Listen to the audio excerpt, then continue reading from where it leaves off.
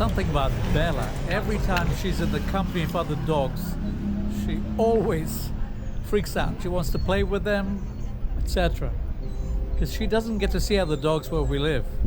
That's why I guess I got to bring her out more often. Dog socializing, as they say.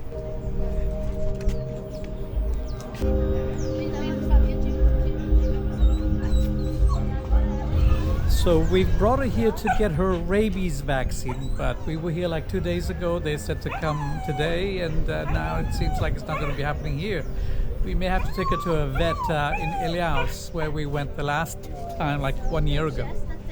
Thursdays from 8 to 10:40, and from 1:30 to 4 o'clock. So just Thursdays.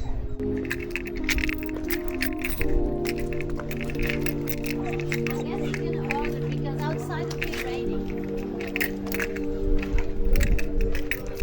Oh, good girl. So this is the thing in smaller towns. If you're watching from a country, let's say, that's highly organized and where you can make an appointment and walk in, or even without an appointment walk in, and things get taken care of like vets and things like that. Here in small towns, when you're looking to get your dog vaccinated, for example, we're trying to get her vaccinated for rabies, which needs to be done every year, and then you stamp her document, which all the dogs have over here like this, so that when you travel to hotels and things like that, sometimes they ask for the proof that you've got your dog all vaccinated. So if you're here and have a dog, make sure you get your pet vaccinated all the time. But here's the thing, if you're trying to get your dog vaccinated for free, which is a service that the government offers, then it's not as reliable time-wise and day-wise. Like we thought they'd be open today, like we were told, but now we've been told they're only open on Thursdays from 8 o'clock in the morning to about 10:30 in the morning.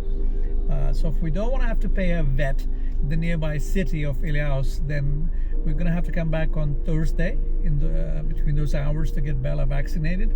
Otherwise, the next time we're in Ilhéus, we can go to a vet and just walk in, pay them their fee, and all is well. But the point I'm trying to make is you've got to have a ton of patience in Brazil. As beautiful and wonderful as Brazil is, if you don't have patience, you're not going to be happy. Come.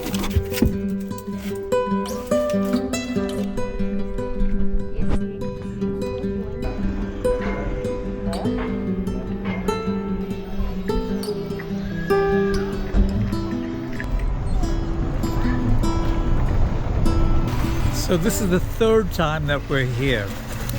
The first time that we came here, it wasn't the day for them to be working. The second time we came here, it wasn't the day for them to be working. They only work once a week, Thursdays, which is today. And we were told they open at 8 o'clock in the morning till lunch, and then again after lunch till about 4:30. It is now about 9:15 in the morning. So they're like an hour and 15 minutes late, and they've yet to open. There's another lady that was waiting here, and she just got fed up of waiting and she just left. So Elci and I have decided to give it a shot and continue a little bit. And we're doing this simply because it's convenient. It's right next to where we live, and the vaccine is free. But we don't mind paying for the vaccine next time we go to Ilhéus, and we can just take her to a vet and get it done right away. But this lady was before us with this little chihuahua. Little chihuahua. Oi! Oi, chihuahua! Quando a gente pegou ela era mais um desse tamanho assim, com as orelhonas, sabe? Era tão engraçado. I bet. So patience pays, as I've mentioned to you before. We were just about to leave when the guy showed up, 1 hour late. But it's all well and good. The job gets done, that's more important. So the vaccine guy has had to go across the street a couple of times to pick up the vaccine, because there's no fridge, there's no nothing here, just a table to put your dog on and for him to vaccine. So I think he's kind of new at this job, so patience. The name of the game is patience if you want things done for free. Right, Bella? how's your patience level? Are you being patient as well? A gente tem carro também, mas eu gosto da minha bicicletinha. Até pra igreja eu vou de bicicleta. Eu gosto de... Oi, você é muito fofa. Sim. Oh, meu Deus. Muito bela. Hoje minha computer aqui, minha computer de tradução é fechado. Porque minha cachorro é muito ansioso. Bati, gente, fica, viu? Como eu. Diz que o cachorro se parece com o dono, né? Ela é ansiosa porque ele é ansioso. Porque hoje é dia para uma vacina para ela. Sou ansioso para ela. E pra você também. Também. Agora sou muito feliz porque é Thiago com vacina. Pelo menos outra o carrasco pessoa hoje é conhecido, né? tem confiança. Tem confiança. Ai, a Bela. Bela, It's você really me quick. acabou. Hold now, really good. Hold now. Good, very good. It was quick. Foi rápido. You know, if it was me, I'd be making a lot of noise and fuss. O Thiago, ele disse, se fosse ele, ia estar fazendo um monte de barulho e fazendo cena. Nem percebeu. Ela não entendeu, né? É que o Mari tá com ele. The bag, right? Is with you? Sim. Ele não... Ai, Ok, foi isso. Só isso? só isso. Essa contra Rabi é cada ano? Cada ano, é. Pra sempre. So almost all restaurants don't allow you to come in with your dog or your cat, with your pet. So in this case, Bella is with me at the back of the car since we're now going back home. But since it's approaching lunchtime, Elci has gone into a restaurant that we sometimes come to, and she's going to get something called a marmitex. Marmitex is like a go-to or takeaway platter. It's in a styrofoam kind of circular dish with a styrofoam cap, and then you can load it up with whatever you want. They weigh it, and you're getting billed by the weight of that marmitex that you're going to take home and eat. This way, if you're traveling around with a dog or a cat or a pet, which is not allowed into a restaurant, you can easily request a marmitex to take home with you.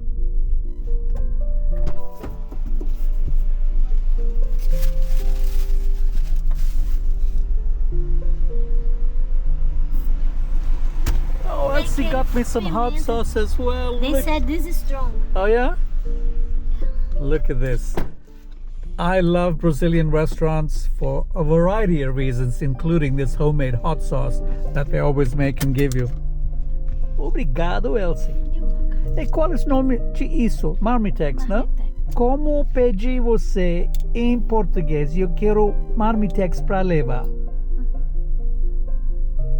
Sim, eu quero uma. Eu quero marmitex para levar, por favor.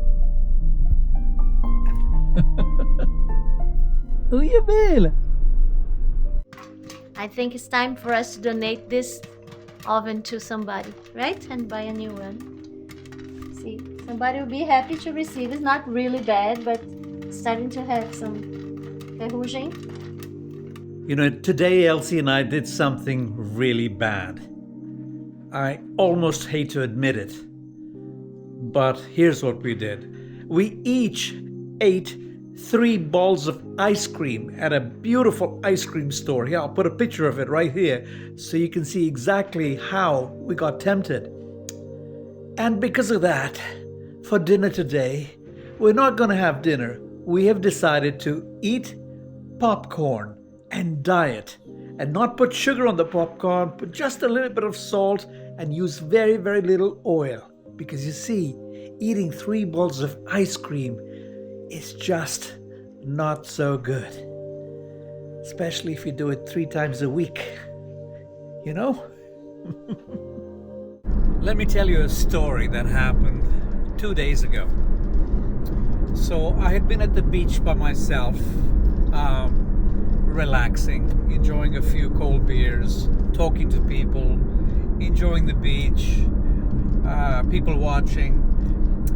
And then when I came home, I had to buy a few things at the store, like snacks and things like that, because Elci wasn't at home and I was kind of hungry.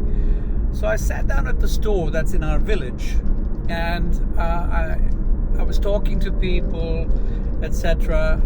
And there's this little girl, I think her age is probably around 8 or 9 years old. She's the daughter of one of the guys that helped build our house here in the village where we live. And so every time she sees me, she's somehow attached to me. I don't know why, but I'm glad that she is. But every time she sees me, she drops what she's doing, she runs out to me, and she hugs me, and she says, "Oi, Pepi, oi, Pepi." She really is very genuine in that regard. And all of you know that I lost my daughter 3 years ago. In December, it will be 3 years that she passed away. She would have been 33 years old this August. In fact, her birthday would have been on the 21st of August, which is in a few days, just a few days before mine. And so I'd been thinking about my daughter anyway while I was at the beach, because it's the month of August, and we, had a very tight connection, my daughter and I. And so when this young girl comes running up to me, she was on a bicycle with a friend of hers. She drops the bike in the middle of the dirt road and brings her friend with her, and they come running to me, and she gives me a tight hug. You know, in India, there's something called a Punjabi jappi. It's a Punjabi hug. It's a tight hug. It's not one of these superficial kind of hugs. A tight, genuine hug. You normally reserve those for people that you are, members of your family or people you're close to. And so this girl gave me a Punjabi jappi, a Punjabi style hug. And my daughter, Elise, who's no more, I had trained her to give me Punjabi jappis. So every time she would give me a hug, she would give me a Punjabi jappi. Because Elise's mother, my previous wife, she was of a culture where they didn't give tight, endearing hugs like that. They just gave, not that there's anything bad with it, they just gave sort of superficial hugs, some air kisses. But I had taught Elise, who was half Indian, that if you're my daughter, you're going to give Punjabi jappis, Punjabi hugs. And she would squeeze the air out of my chest, and I would do the same thing, and she would say, "Oh, easy, Dad, I'm a girl, take it easy." So this girl gives me a Punjabi jappi on her own, and she does that many times, and I started to cry. And there were 3 or 4 people there, and I covered my face as best as I could to where then people would not notice that I'm crying. But she obviously noticed that I was crying. So immediately she said to me, "Oh, no choro, don't cry, Pepi," in Portuguese. And then she hugged me again, and she was looking at me and wondering, what did I do perhaps to make him cry? And then I immediately got up, as soon as she walked away a little bit, I immediately got up, paid my bill to the owner of the store, and I told her, I said, "I'm crying because this girl really reminds me of my daughter, and my daughter would have been 33 years old in this month, the month of August," and she totally understood. So I came back home, right? Lo and behold, half an hour later, the doorbell rings. The doorbell rings. I was doing something, but Elci went to the door and opened the door, and it's this little girl again with her friend. They had both come back to check on me to see how I was doing. And not only that, she had gone home and brought a heart that was probably part of her toy collection. It was one of these embroidered hearts with a stuffing, with a fabric stuffing inside it. It was red in color, about this big, and on it was engraved or stitched the word love. And again I started to cry, and I couldn't thank her enough for her kindness and the fact that she had it within her to realize that for some reason I was crying and hurting, and that perhaps it was her duty to go home and do something on her own accord to try and make me feel better. So that's how beautiful people are in Brazil, how genuine and kind kids are. And this, we're talking about a child in a small fishing village. I would guess that I would not get the same sentiment in a big, busy Brazilian city. But when you live in these small towns, in our case a fishing village, you know everybody. And now we've been here in December, it will be 4 years. Everybody knows us, Elci and I, and we know a lot of people, and we greet everybody when we see them. And so people are endeared to us, I suppose, because of the fact that we reach out to them as well. But this is the kind of kindness that you can find living in a small town. So if you're considering moving to Brazil, this is a small example of how you can find Brazilian kindness and love and connection. So hope that helps you.